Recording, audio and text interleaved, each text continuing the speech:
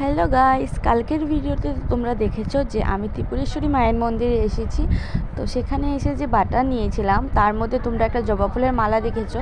তো এই মালাটা কিন্তু দোকানে অনেক দাম বলে, 80 টাকা বা 90 টাকা করে বলে। তো তোমরা একটু বার্গেনিং করলে তোমরা অনেকটা কমে পেয়ে যাবে, 40 বা 50 টাকার মধ্যে পেয়ে যাবে। আর যদি একটু বেশি বার্গেনিং করতে পারো তাহলে 30 টাকায়ও পেতে পারো। তো আমরা এটা কিন্তু শেষ অবধি 40 টাকা দিয়ে নিলাম।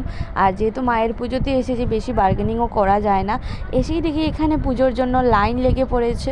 তো আমরাও এই লাইনের মধ্যে ঢুকে গেলাম আর লাইন দিয়ে চলে যাচ্ছি এবার মায়ের পুজোতে। আজকে কিন্তু প্রচণ্ড ভিড় ছিল, তোমরা একটু সকাল থেকে আসো যদি, তাহলে ভিড়টা কম পাবে। আমরা 11টা সাড়ে 11টার দিকে এসেছিলাম, তবুও এত ভিড় ছিল। তারপর অনেকক্ষণ রোদের মধ্যে লাইনে দাঁড়িয়ে আমি এবার চলে গেলাম মায়ের এখানে পুজো দিতে।